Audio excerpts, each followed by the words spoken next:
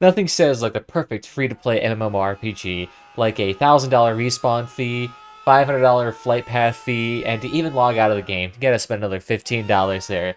You know what, let's go ahead and try to figure that out right now.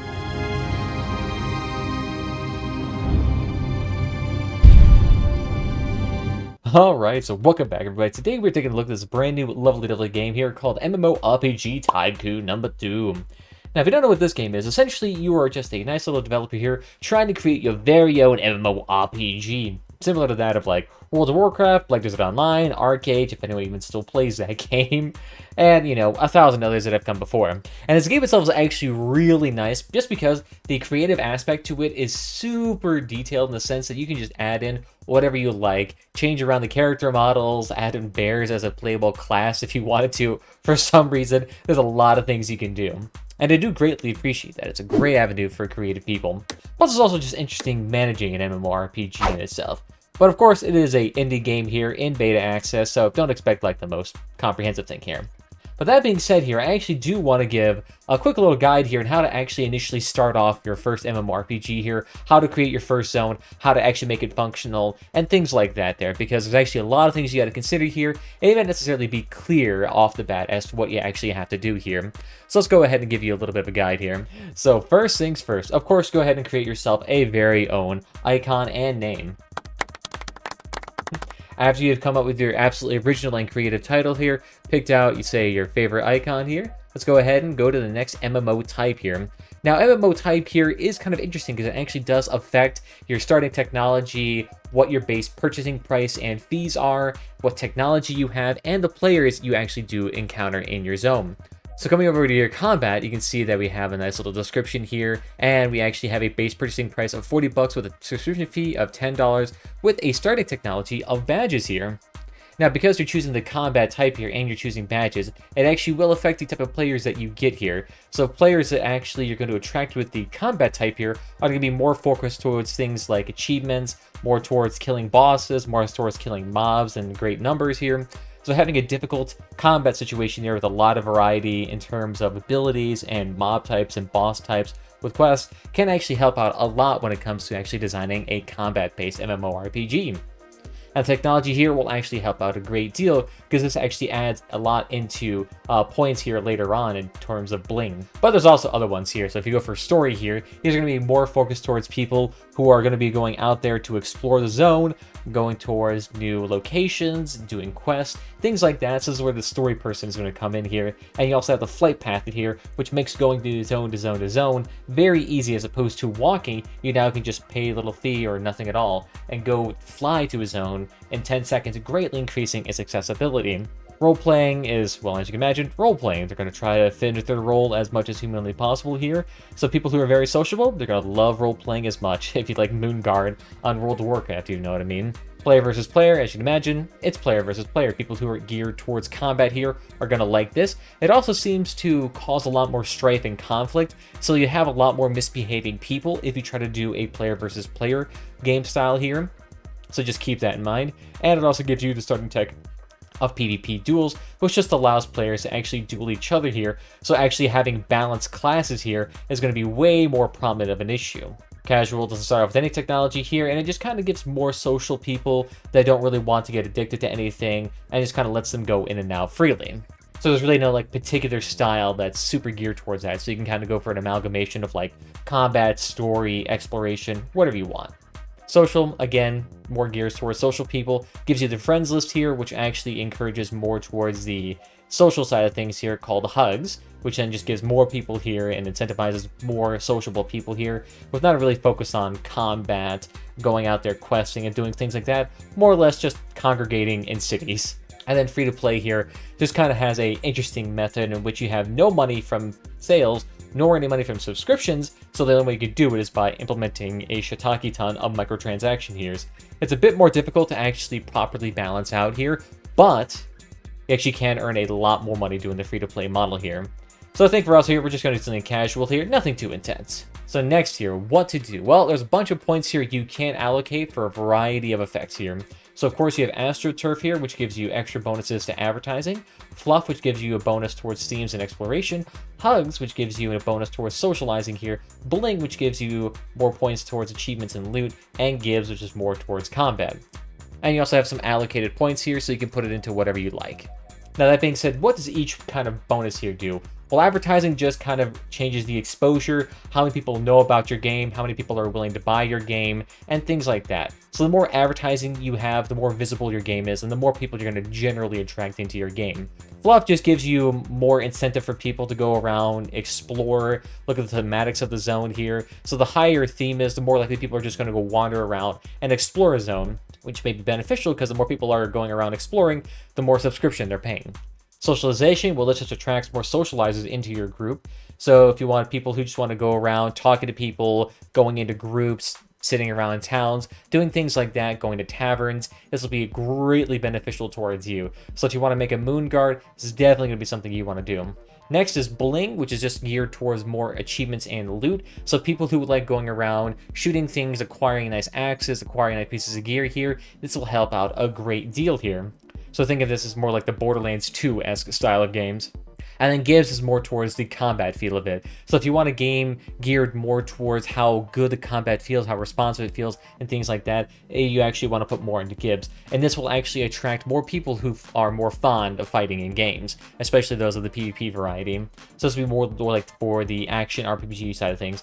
But you can also just evenly distribute all of your points throughout the whole thing if you want to have an amalgamation of all of the above. So I'll go ahead and just evenly distribute my points because I'm indecisive. And then at this point, you now have everything started out here. You know your name, title, and all that jazz. You also get the option to chart with tutorials or in the sandbox mode here. Since I already know tutorials and this is a guide, we're not going to start with that. And sandbox mode just basically just gives you unlimited money here. So it's essentially like the creative mode in Minecraft. But we're not going to start with that either because we want to have a little bit of difficulty here. So let's go ahead.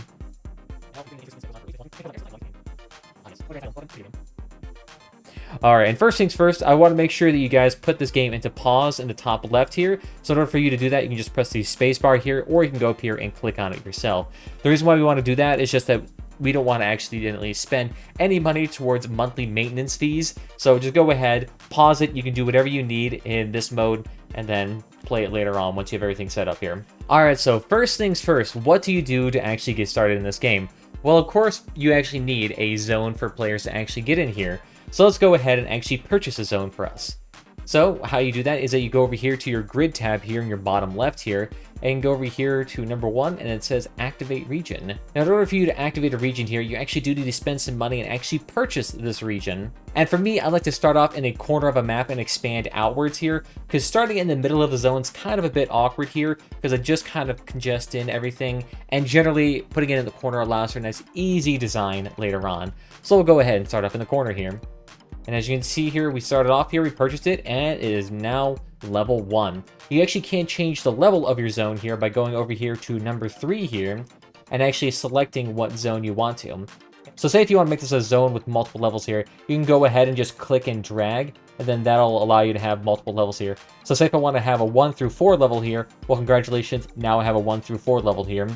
But considering how many zones you have here, you generally don't want to have, one zone that's like 20 levels within a single zone here, especially considering you're going to be very limited on the amount of landmass you have here. So actually having enough quest givers and EXP and mobs will actually be quite difficult. So let's just go ahead and let's only do 1 level per zone here. That'll make it super easy. Not to mention too that you want to actually distribute your players throughout a zone. You don't want to have all of your players within like 4 or 5 zones, because one, that just creates an issue with regards to mob balancing, questing, combat, and all of that. If everyone's doing the exact same thing, there's not going to be a whole lot of mobs for to go around. Like say your average mob zone only has 200 mobs, but there's 1,000 people within the zone.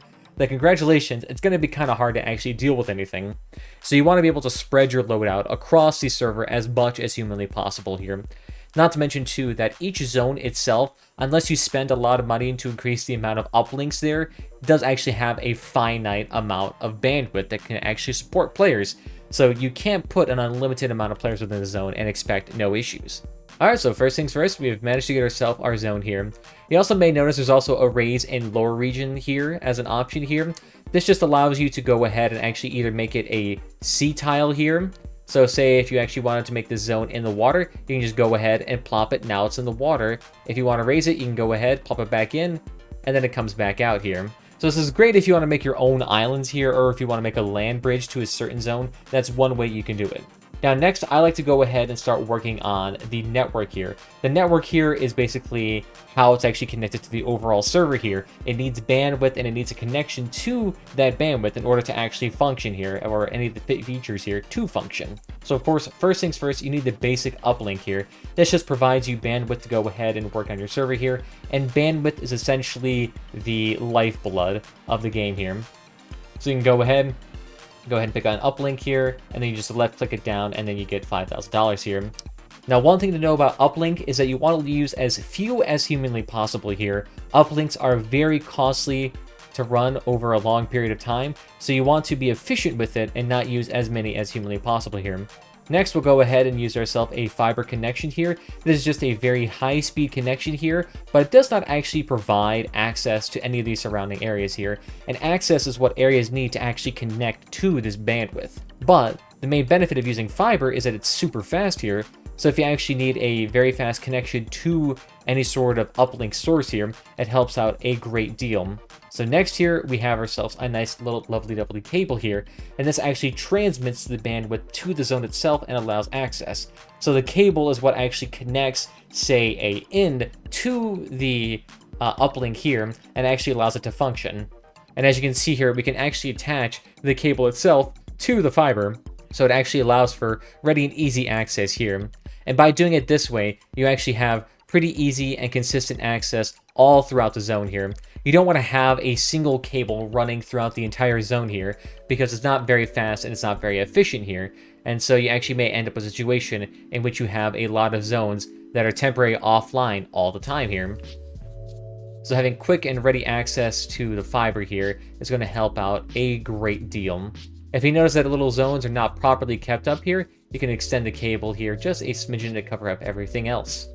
Now, of course, you don't have to have the zone 100% completely filled in, but it's nice, you know, just to set it down and not worry about it, because then that allows you to go ahead, set up all your taverns, buildings, and whatnot without too much issue. There's also a couple of other zones here known as a capacitor. This just allows you to store bandwidth for later use here. It's not terribly useful in most situations here, but if you only have a zone that's intermittently used, then it's very helpful.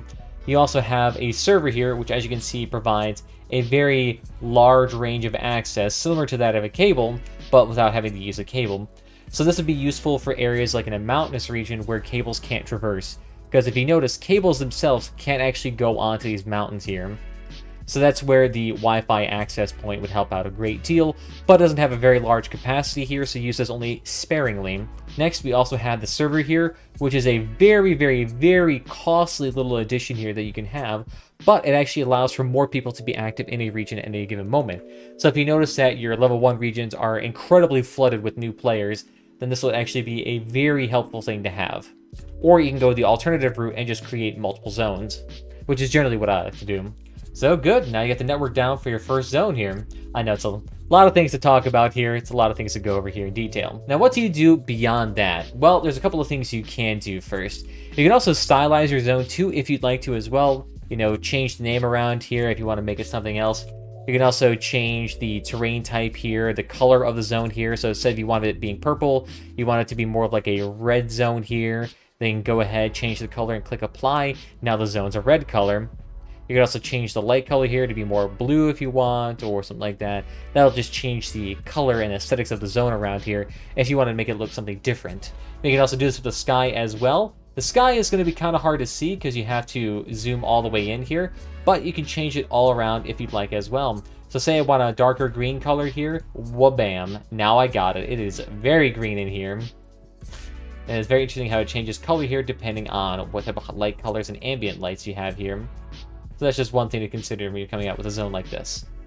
You also have the ability to put particle effects in here, which just essentially adds in those little green orbs there. You can disable it or enable it if you want. And you also have to allow a little bit of time for it to pass in order for these particles to actually take effect. but it's great if you want to have like a nice little flair to your zone. Now, what I'd recommend doing next when you actually start getting your zone is actually setting up your monsters and your bosses and things like that first. Because in order for you to actually start making a zone here, you are going to need some actual areas for people to do combat or explore or a way to earn experience here, because you want there to be a sense of progression. So you can go ahead and here, set monster zones here at number 7 here, pick whatever monster you like. You can also modify these monsters too if you go over here to the design section on the far right. And on the far right here near design here, you can go ahead, change your class design around here if you want to change, say, colors, abilities, and things like that here. You can modify those as you heart's content, as you'd like to see here, because there's a variety of things that you can do here, from healing, dealing damage over time, slowing. There's a bunch of things that you can do here. And you can also balance around health, base speed, base rage, base mana. So these are just kind of like, you know, your health, your speed is how fast they walk, rage is an ability resource, mana is an ability resource. So this all can be very interesting. And then of course, change your model, change your colors to be whatever you like. And if you go over here into prefab, you can actually load in a bunch of interesting prefab designs here if you want to go ahead and work with yourself. So say if I want to put in a dwarf instead, well, congratulations, there you have a pre-made dwarf here, and go ahead and name it something else here. Hallelujah. Also in this design document, like I said, there's also your monsters here that you can change and modify at any given point if you want to change the health, the speed, the mana, the abilities they use here. So that'll actually help out a great deal. And sometimes you may find that some of your monsters may be too powerful or your players are too weak, so you actually may have to modify their health or their abilities here so they're not nearly as damaging. And again, you can change their model here as well. And this goes for all the creatures here. Same thing for NPCs, is just creatures that wander around your zone that can do things like be guards, or they can be quest givers, things like that, so having NPCs around definitely useful. You can also change around your EXP and leveling here, which can be important for a lot of reasons. Now, this is kind of more of an advanced feature later on here, but if you need to, say, change the how fast people are leveling here, this is where you'd modify it. There's also quest rewards here and how you can change how many quests you need to level up here and how much reward you get per reward here, or per quest. So this is also where you change that. So these are more like balancing features. And then feature, these are things that, say, once you get a certain technological advancement, like a party system, then you go over here to enable it, allowing your people to actually group up and do content together, which will actually allow them to defeat monsters way easier. Over here in the overview section here, you get a lot more stats involving just the rating of your game, ad campaigns, finances, sales of your games. You can modify your purchase price and your subscription fee. You can pay off your loans. So there's a bunch of things here that you can modify. So let's go back to the zone here. So since we're starting off here, we only have level 1 creatures here because there's only a level 1 creature zone here. But say this is 1 through 4, we could actually choose which level these creatures could be. So if it was a level 4 zone, we could actually plop them over to be level 4. But also just depends on which zone you're in. But all right, we'll go ahead and start off with, say, let's try some skeletons. Let's go ahead, plop some down here. So there you go, now the skeletons are spawned in. You may notice that the zone itself is actually red outlined with that weird particle effect going through. That just means it's not connected to the network yet. That will be connected to the network once it actually unpause this and actually is able to go back to the grid here and actually connect up here. It'll just take a second once I unpause this. There's also an option here for placing an elite monster, or maybe known as a boss here, that your players can actually go ahead and personally attack for usually more reward and more EXP. You can also assign quest givers to attack these specific creatures themselves, so it actually allows them in a way to be like notorious or villainous characters there that you can actually slay. So they're actually quite nice there, and it offers a challenge over the traditional mobs here. Because you notice how our level 1 creatures started off at 5 HP, but these ones here actually have 6 HP here, while say these skeletons here only have an HP of 3 here. So you can see they're basically the equivalent of like double strength characters here. So they definitely do offer a challenge here. You can also rename these individual creatures themselves if you want to name them something else. So this can be like Skelly Boy. So that's one thing you could do here. I'd recommend having at least 2 or 3 different types of creatures per zone here, just so that there's a little bit of diversity there, and so that your quest givers actually have something to actually work with here. And it appeals to a broader range of people. So we'll go ahead and add on, say, let's go ahead and add on a spider over here, and we'll go ahead and add in some spider bosses as well. All right, great. Now we got ourselves a nice little zone here to start off with. Basic combat already initiated.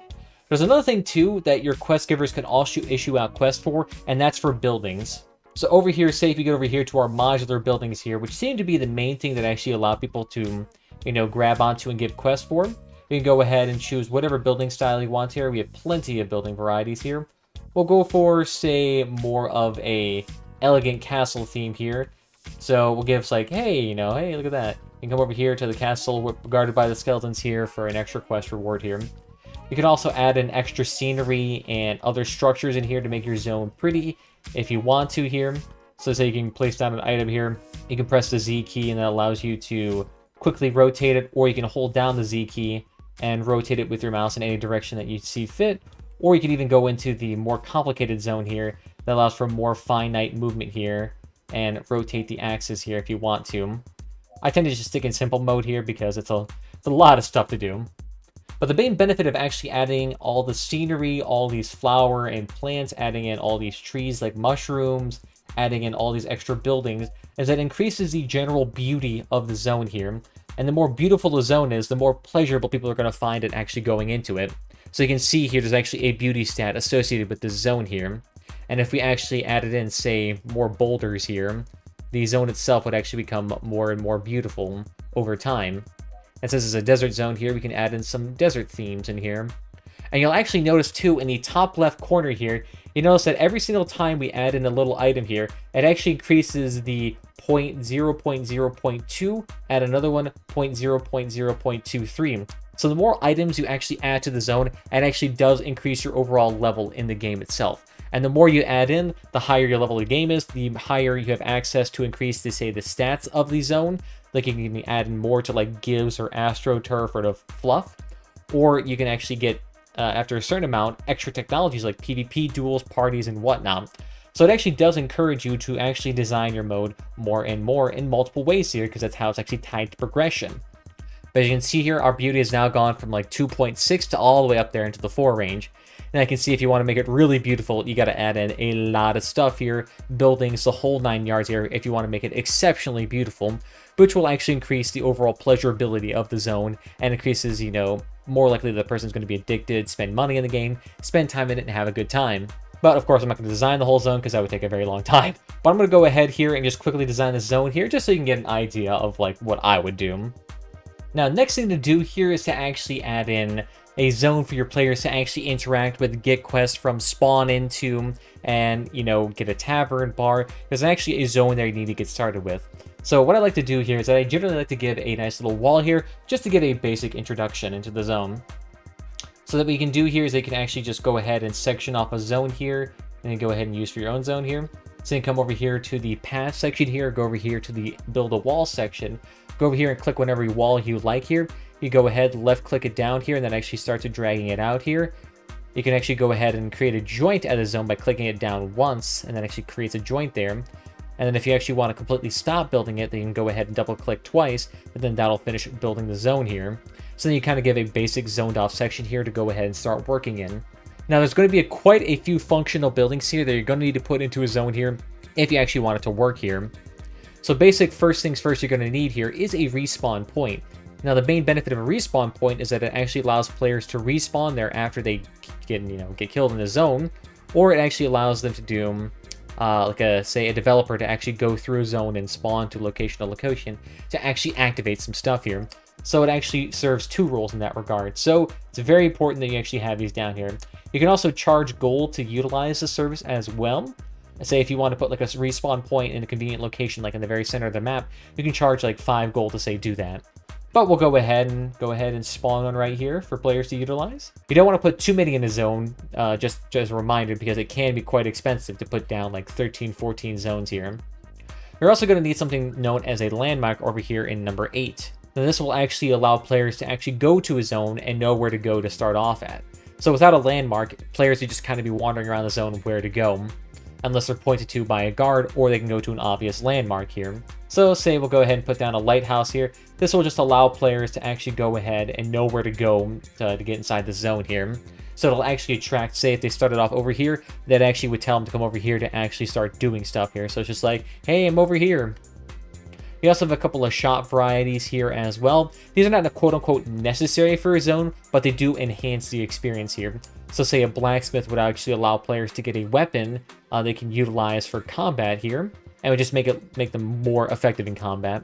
Potions are just kind of miscellaneous items here that allow them to heal or do other sorts of stuff like that. Basically just allow them to spend money. You can also have quest givers give quests to any one of these shops here, so it can actually incentivize a player to go ahead and do stuff here. And they also have just a generic shop here that can go ahead and allow players to sell items they get from destroying creatures in the zone here. And they also have them in a variety of styles here, from the Sylvian, the Spooky, the Arid, the Warlike shop. These are basically just like versions of the same thing, but in different styles here, depending on what style of zone you're going for. They also have taverns here, which are quite useful here. So these are basically going to be very, very crucial in social games. You want to have plenty of taverns because players are going to be socializing here, going here, talking with people, role-playing in their favorite character. This is where they're going to do it here, at their very favorite tavern. Now you can make these very accessible and put it all into one location, or you can go for a more thematic approach here and spread them out. Doesn't quite matter here, and of course all comes in different styles. Then you also have the inns here. Now this will just essentially allow players to log off the game here and actually serve as a log off point here. And players will get upset if you don't have an inn here, so you best be sure that you have an inn. And they only have a capacity for about 1,000 players here. You can see here it only allows for 1,000 residents here. So if you have a lot of people in the zone here, you're going to need a lot of residents here. You can actually see now that we've actually added in enough things into the zone here to upgrade. So as you can see here, it actually will allow us to go ahead and launch a very, very fancy point here. And now in this case, we'll actually get the starting point here, which is actually quite an important feature here, because without a starting point, well, players can't spawn into the map here. So in order to do that, you can go ahead and choose whatever starting point you'd like here. I like the Sylvian starter point here because it does look quite fancy here. And we'll go ahead and plop that down. That essentially just allows players to go ahead and access the game at any single point in time. So that's actually where they would spawn in if they just recently purchased the game or anything like that. So it's very important. I'd also make sure starting off when you're doing pathing, which you actually get down here in the pathing section, to start off here at your starting point here.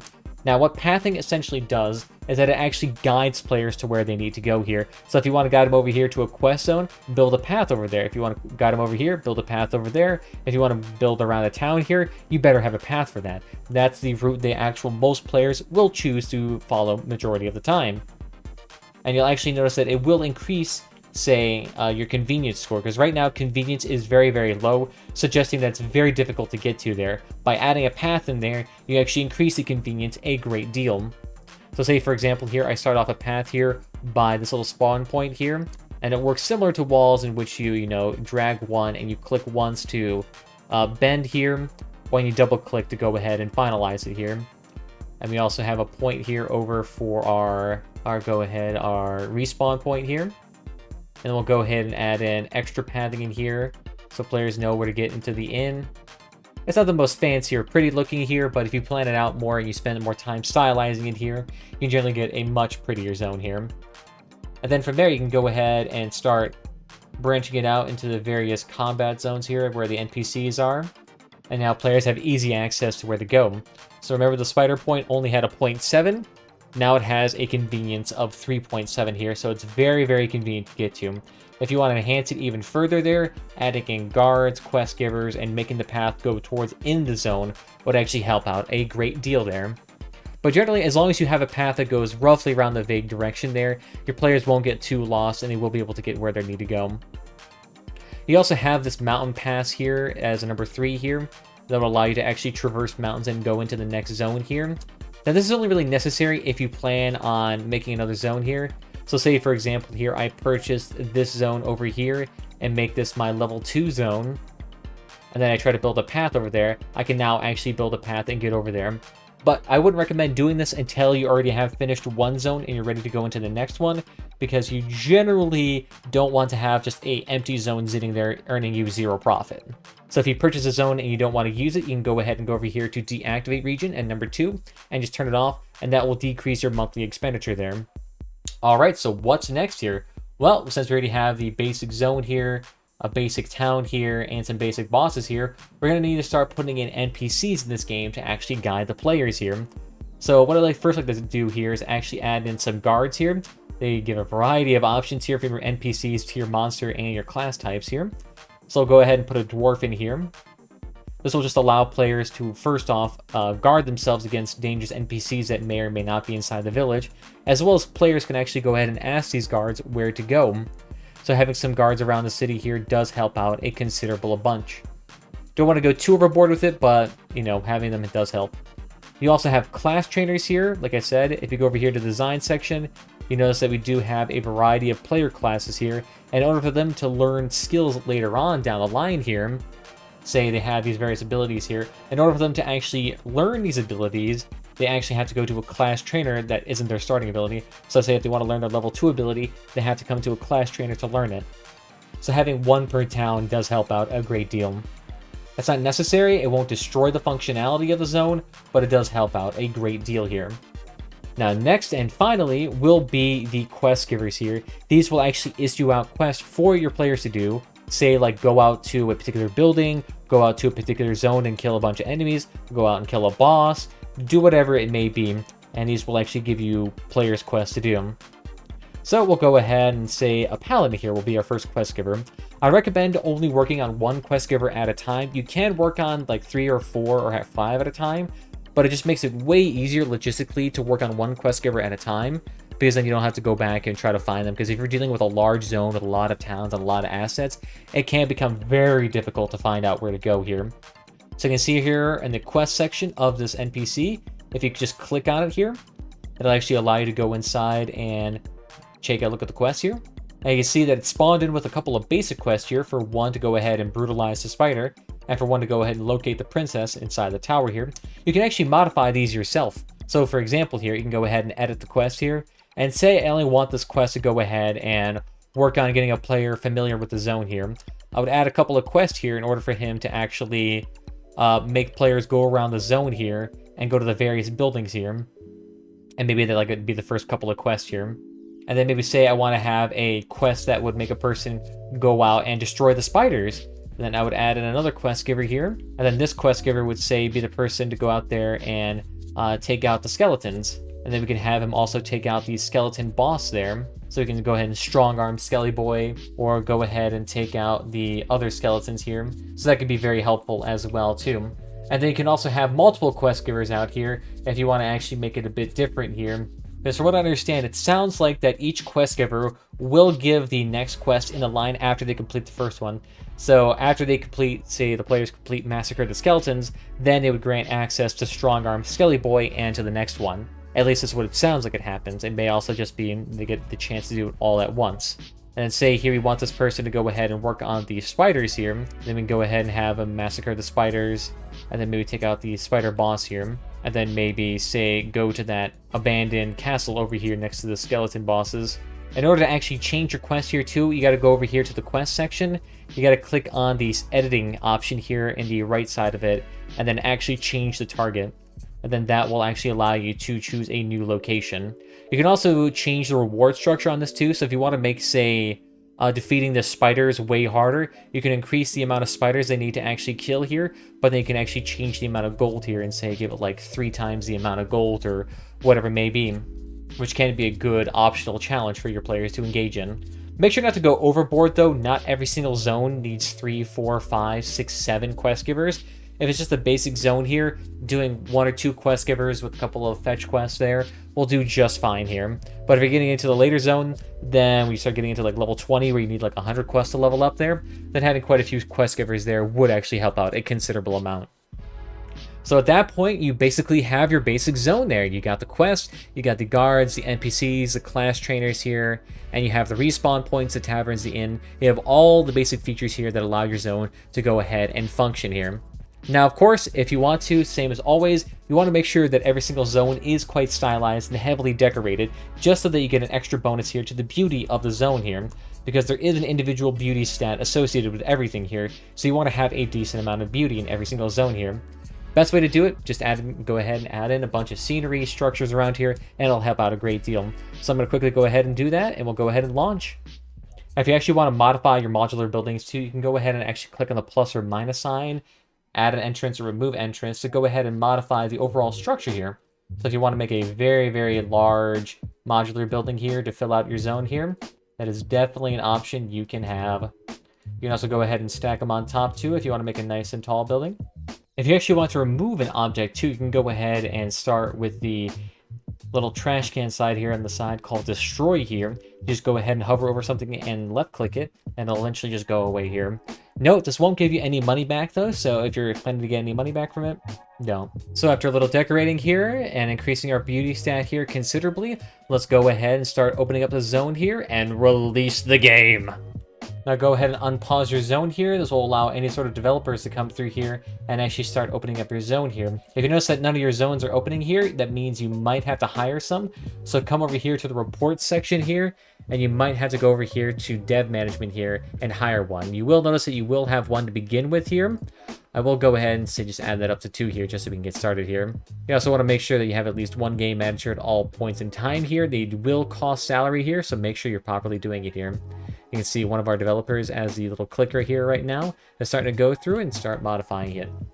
So, all right, let's go ahead and speed this up just so we can let this thing pass by faster. Look at that beautiful zone here. It's really green. I might have had to change that there.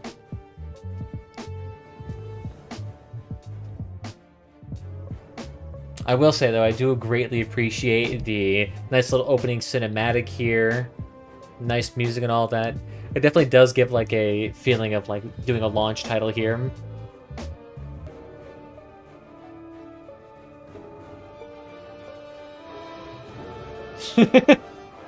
I am so glad that it's our title of our video game here.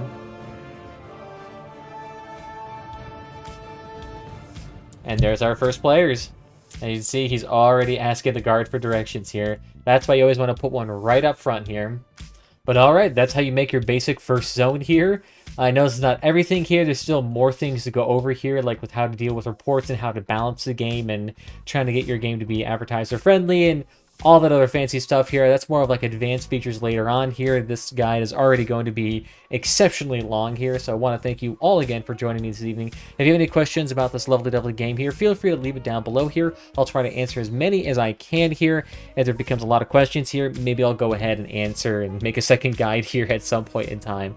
I want to thank you all again here for joining me this evening. If you had fun, follow our platform is your favorite. And I want to thank you all again for joining me, and I'll see you guys next time. Bye-bye.